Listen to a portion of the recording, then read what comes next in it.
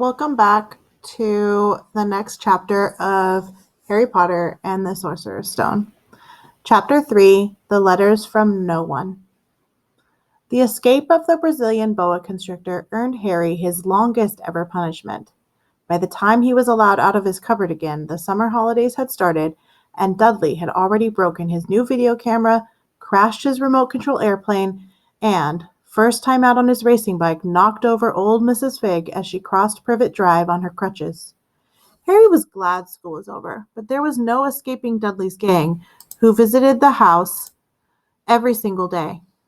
Piers, Dennis, Malcolm, and Gordon were all as big and stupid, but as Dudley was the biggest and stupidest of the lot, he was the leader. The rest of them were all quite happy to join in Dudley's favorite sport, Harry hunting. This was why Harry spent as much of his time as possible out of the house, wandering around and thinking about the end of the holidays, where he could see a tiny ray of hope. When September came, he would be going off to secondary school, and for the first time in his life, he wouldn't be with Dudley. Dudley had been accepted to Uncle Vernon's old private school, Smeltings. Piers Polkiss was going there too. Harry, on the other hand, was going to Stonewall High, the local public school. Dudley thought this was very funny. "They stuff people's heads down the toilet the first day at Stonewall," he told Harry. "Want to come upstairs and practice?" "No, thanks," said Harry. "The poor toilets never had anything so horrible as your head down it. It might be sick." Then he ran before Dudley could work out what he'd said. One day in July, Aunt Petunia took Dudley to London to buy his Smeltings uniform, leaving Harry at Mrs. Figg's. Mrs. Figg wasn't as bad as usual. It turned out she'd broken her leg tripping over one of her cats, and she didn't seem quite as fond of them as before. She let Harry watch television and gave him a bit of chocolate cake that tasted as though she had had it for several years. That evening, Dudley paraded around the living room for the family in his brand new uniform. Smelting boys wore maroon tailcoats, orange knickerbockers, and flat straw hats called boaters. They also carried knobbly sticks used for hitting each other while the teachers weren't looking. This was supposed to be good for training later in life. As he looked at Dudley in his new knickerbockers, Uncle Vernon said gruffly that it was the proudest moment of his life. Aunt Petunia burst into tears and said she couldn't believe that her ickle Dudleykins, he looked so handsome and grown up. Harry didn't trust himself to speak. He thought two of his ribs might have already cracked from trying not to laugh. There was a horrible smell in the kitchen the next morning when Harry went for breakfast. It seemed to be coming from a large metal tub in the sink. He went to have a look. The tub was full of what looked like dirty rags swimming in gray water. "What's this?" he asked Aunt Petunia. Her lips tightened, as they always did if he dared to ask a question. "Your new school uniform," she said. Harry looked in the bowl again. "Oh," he said. "I didn't realize it had to be so wet." "Don't be stupid," snapped Aunt Petunia. "I'm dyeing some of Dudley's old things for you. They'll look just like everyone else's when I've finished." Harry seriously doubted this, but he thought it best not to argue. He sat down at the table and tried not to think how he was going to look at his first day at Stonewall High, like he was wearing a bunch of bits of old elephant skin, probably. Dudley and Uncle Vernon came in, both with wrinkled noses because of the smell from Harry's new uniform. Uncle Vernon opened his newspaper as usual, and Dudley banged his smelting stick, which he carried everywhere now, on the table. They heard the click of the mail slot and the flop of letters on the doormat. "Get the mail, Dudley," Uncle Vernon said from behind his paper. "Make Harry get it." "Get the mail, Harry." "Make Dudley get it." "Poke him with your smelting stick, Dudley." Harry dodged the smelting stick and went to get the mail. 3 things lay on the doormat: a postcard from Uncle Vernon's sister Marge, who was vacationing on the Isle of Wight, a brown envelope that looked like a bill, and a letter for Harry. Harry picked it up and stared at it, as if his heart twanging like a giant elastic band. No one, ever in his whole life, had written to him. Who would? He had no friends, no other relatives. He didn't belong to the library, so he'd never even gotten rude notes asking for their books back. Yet here it was, a letter, addressed so plainly that there could be no mistake. Mr. H. Potter, the cupboard under the stairs, 4, Little Privet Drive, Little Winging, Surrey, England. The envelope was thick and heavy, made of yellowish parchment, and the address was written in green emerald ink. There was no stamp. Turning the envelope over, his hand trembling, Harry saw a purple wax seal bearing the coat of arms. It looked like a lion, an eagle, a badger, and snakes surrounding a large letter H. "Hurry up, boy!" shouted Uncle Vernon from the kitchen. "What are you doing? Checking for letter bombs?" He laughed at his own joke. Harry went back to the kitchen, still staring at his letter. He handed Uncle Vernon the bill and the postcard, sat down, and slowly began to open the yellow envelope. Uncle Vernon ripped open the bill, snorted in disgust, and flipped over the postcard. "Marge is ill," he informed Aunt Petunia. "Ate a funny whelk." "Dad," said Dudley suddenly. "Dad, Harry's got something." Harry was at the point of unfolding his letter, which was written on the same heavy parchment as the envelope, when it was jerked sharply out of his hand by Uncle Vernon. "That's mine," said Harry, trying to snatch it back. "Who'd be writing to you?" sneered Uncle Vernon, shaking the open letter with one hand and glancing at it. His face went from red to green faster than a set of traffic lights, and it didn't stop there. Within seconds, it was a grayish white of porridge. "Petunia," he gasped. Dudley tried to grab the letter and read it, but Uncle Vernon held it high out of reach. Aunt Petunia took it curiously and read the first line. For a moment, it looked as though she might faint. She clutched her throat and made a choking noise. "Vernon! Oh, my goodness! Vernon!" They stared at each other, seeming to have forgotten that Harry and Dudley were still in the room. Dudley wasn't used to being ignored. He gave his father a sharp tap on the head with his smelting stick. "I want to read that letter," he said loudly. "I want to read it," said Harry furiously, "as it's mine." "Get out, both of you," croaked Uncle Vernon, stuffing the letter back into its envelope. Harry didn't move. "I want my letter," he shouted. "Let me see it," demanded Dudley. "Out!" roared Uncle Vernon, as he took both Harry and Dudley by the scruffs of their necks and threw them into the hall, slamming the door behind them. Harry and Dudley promptly had a furious but silent fight over who would listen at the keyhole.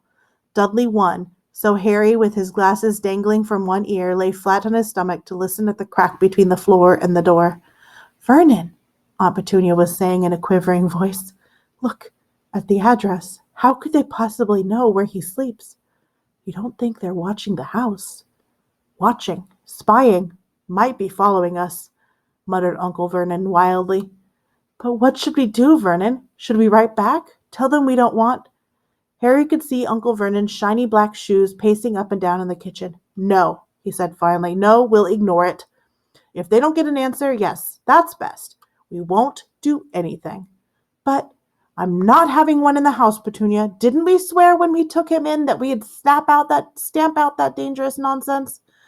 That evening, when he got back from work, Uncle Vernon did something he'd never done before. He visited Harry in his cupboard. "Where's my letter?" said Harry the moment Uncle Vernon had squeezed through the door. "Who's writing to me?" "No one. It was addressed to you by mistake," Uncle Vernon said shortly. "I have burned it." "It was not a mistake," said angry Harry angrily. "It had my cupboard on it." "Silence!" yelled Uncle Vernon, and a couple of spiders fell from the ceiling. He took a deep breath and then forced a smile onto his face, which looked quite painful. Yeah, Harry, about this cupboard. Your aunt and I have been thinking. You're really getting a bit big for it. We think it might be nice if you moved into Dudley's second bedroom." "Why?" asked Harry. "Don't ask questions," snapped his uncle. "Take this stuff upstairs now." The Dursleys' house had 4 bedrooms. One for Uncle Vernon and Aunt Petunia, one for visitors, usually Uncle Vernon's sister Marge, one where Dudley slept, and the one where Dudley kept all of his toys and things that wouldn't fit into his first bedroom. It took Harry one trip upstairs to move everything he owned from the cupboard up to his room. He sat down on the bed and stared around him. Nearly everything in there was broken. All of Dudley's new toys destroyed. The 1-month-old video camera was lying on top of a small working tank Dudley had once driven over the next-door neighbor's dog. In the corner in the corner was Dudley's first ever television set, which he'd put his foot through once when his favorite program had been canceled. There was a large bird cage which had once held a parrot that Dudley had swapped at school for a real air rifle, which was up on the shelf at the end with the end all bent because Dudley had sat on it. Other shelves were full of books. They were the only things in the room that looked as though they'd never been touched. From downstairs came the sound of Dudley bawling at his mother. "I don't want him in there. I need that room. Make him get out." Harry sighed and stretched out on the bed. Yesterday he'd given anything to be up here. Today he'd rather be back at his cupboard with that letter up here than up here without it.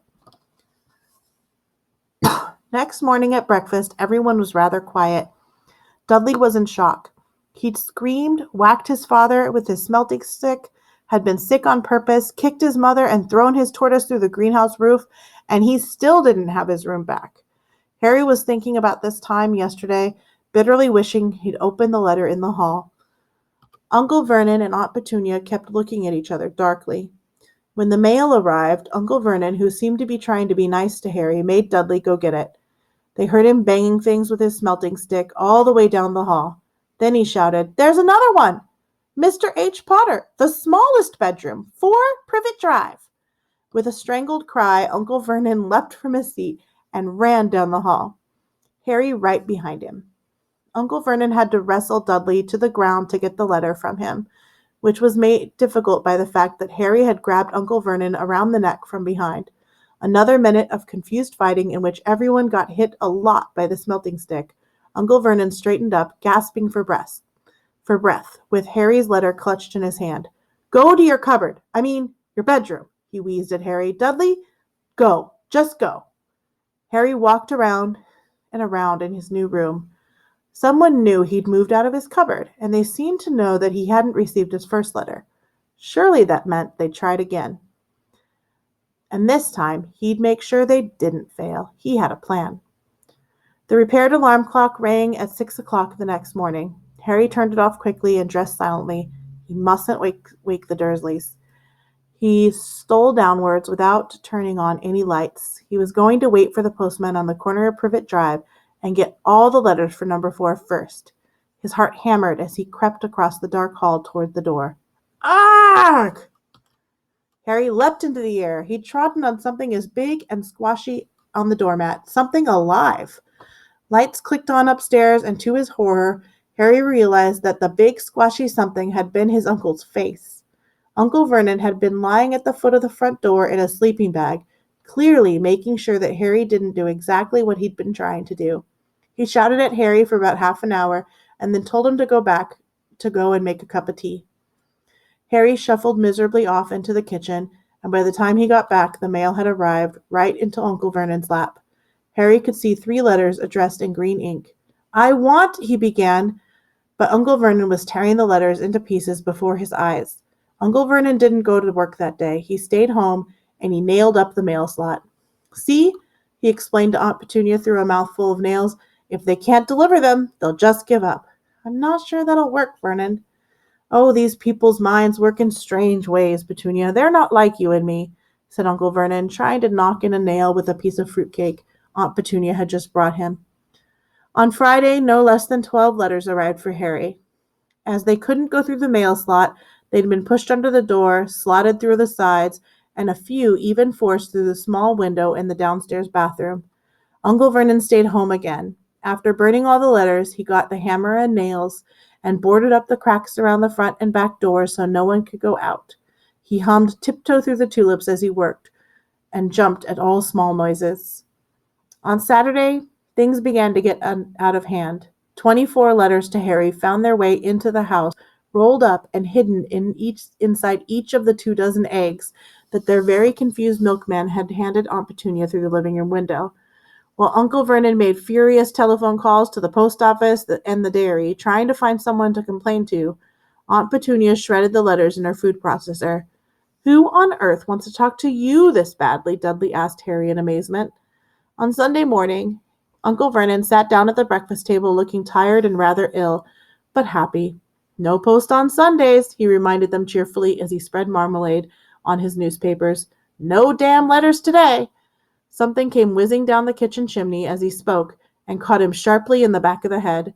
Next moment, 30 or 40 letters came pelting out of the fireplace like bullets. The Dursleys ducked, but Harry leapt into the air, trying to catch one. Out! Out! Uncle Vernon seized Harry around the waist and threw him into the hall. When Aunt Petunia and Dudley had run out with their arms over their faces, Uncle Vernon slammed the door shut. They could hear the letters still streaming into the room, bouncing off the walls and the floor. That does it, Uncle Vernon said, trying to speak calmly but pulling out great tufts of his own mustache at the same time. I want you all back here in 5 minutes, ready to leave. We're going away. Just pack some clothes, no arguments. He looked so dangerous, with half his mustache missing, that no one dared argue. 10 minutes later, they had wrenched their way through the boarded-up doors and were in the car, speeding toward the highway. Dudley was sniffing in the back seat. His father had hit him round the head for holding them up while he tried to pack his television, VCR, and computer in his sports bag. They drove and they drove. Even Aunt Petunia didn't dare ask where they were going. Every now and then, Uncle Vernon would take a sharp turn and drive in the opposite direction for a while. Shake 'em off, he would mutter whenever he was doing this. They didn't stop to eat or drink all day. By nightfall, Dudley was howling. He'd never had such a bad day in his life. He was hungry. He'd missed 5 television shows he wanted to see, and he'd never gone so long without blowing up an alien on his computer. Uncle Vernon stopped at last outside a gloomy-looking hotel on the outskirts of a big city. Dudley and Harry shared a room with twin beds and damp, musty sheets. Dudley snored, but Harry stayed awake, sitting on the windowsill, staring out at the lights of the passing cars and wondering. As they ate stale cornflakes and cold tinned tomatoes on toast for breakfast the next day, they had just finished when the owner of the hotel came over to their table. "Excuse me, but is one of you Mr. H. Potter? Only I got about 100 of these at the front desk." She held up a letter so they could read the green ink address. Mr. H. Potter, Room 17, Railview Hotel, Cokeworth. Harry made a grab for the letter, but Uncle Vernon knocked his hand out of the way. The woman stared. "I'll take them," said Uncle Vernon, standing up quickly and following her from the dining room. "Wouldn't it be better just to go home, dear?" Aunt Petunia suggested timidly hours later, but Uncle Vernon didn't seem to hear her. Exactly what he was looking for, none of them knew. He drove them into the middle of the forest, got out, looked around, shook his head, got back in the car, and off they went again. The same thing happened in the middle of a plowed field, halfway across a suspension bridge, and at the top of a multi-level parking garage. "Daddy's gone mad, hasn't he?" Dudley asked Aunt Petunia dully late that afternoon. Uncle Vernon had parked at the coast, locked them all inside the car, and had disappeared. It started to rain. Great drops beat the roof of the car, and Dudley sniveled. "It's Monday," he told his mother. "The great Umberto's on tonight. I want to stay somewhere with a television." Monday. This reminded Harry of something. If it was Monday, and you could usually count on Dudley to know the days of the week because of his favorite television shows, then tomorrow, Tuesday, was Harry's 11th birthday. Of course, his birthdays were never exactly fun. Last year, the Dursleys had given him a coat hanger and a pair of Uncle Vernon's old socks. Still, you weren't 11 every day. Uncle Vernon was back, and he was smiling. He was also carrying a long, thin package and didn't answer Aunt Petunia when she asked what he'd bought. "Found the perfect place," he said. "Come on, everyone out." It was very cold outside the car. Uncle Vernon was pointing at what looked like a large rock way out at sea. Perched on top of the rock was the most miserable little shack you could imagine. One thing was certain, there was no television there. "Storms forecast for tonight," said Uncle Vernon gleefully, clapping his hands together, "and this gentleman's kindly agreed to lend us his boat." A toothless old man came ambling up to them, pointing with a rather wicked grin at an old rowboat bobbing in the iron-gray water below them. "I've already got us some rations," said Uncle Vernon, "so all aboard." It was freezing in the boat. Ice, sea spray, and rain crept down their necks, and a chilly wind whipped their faces. After what seemed like hours, they reached the rock, where Uncle Vernon, slipping and sliding, led the way to the broken-down house. Inside was horrible. It smelled strongly of seaweed. The wind whistled through the gaps in the wooden walls, and the fireplace was damp and empty. There were only 2 rooms. Uncle Vernon's rations turned out to be a bag of chips each and 4 bananas. He tried to start a fire, but the empty chip bags just smoked and shriveled up. "Could do with some of those letters now," he said cheerfully. He was in a very good mood. Obviously, he thought nobody stood a chance of reaching them here in a storm to deliver any mail. Harry privately agreed, though the thought didn't cheer him up at all. As night fell, the promised storm blew up around them. Spray from the high waves splattered the walls of the hut, and a fierce wind rattled the filthy windows. Aunt Petunia found a few moldy blankets in the second bedroom and made up a bed for Dudley on the moth-eaten sofa. She and Uncle Vernon went off to the lumpy bed next door, and Harry was left to find the softest bit of floor he could and curl up under the thinnest, most ragged blanket. The storm raged more and more ferociously as the night went on. Harry couldn't sleep. He shivered and turned over, trying to get comfortable, his stomach rumbling with hunger. Dudley's snores were drowned out by the low rolls of thunder that started near midnight. The lighted dial of Dudley's watch, which was dangling over the edge of the sofa on his fat wrist, told Harry he'd be 11 in 10 minutes' time. He lay and watched his birthday tick nearer, wondering if the Dursleys would remember it all, wondering where the letter writer was now. 5 minutes to go, Harry heard something creak outside. He hoped the roof wasn't going to fall in, although he might be warmer if it did. 4 minutes to go. Maybe the house in Privet Drive would be so full of letters when they got back that he'd be able to steal one somehow. 3 minutes to go. Was that the sea slapping hard on the rock like that? And 2 minutes to go. What was that funny crunching noise? Was the rock crumbling into the sea? 1 minute to go and he'd be 11. 30 seconds. 20. 10. 9. Maybe he'd wake Dudley up, just to annoy him. 3, 2, 1. Boom! The whole shack shivered, and Harry sat bolt upright, staring at the door. Someone was outside, knocking to come in.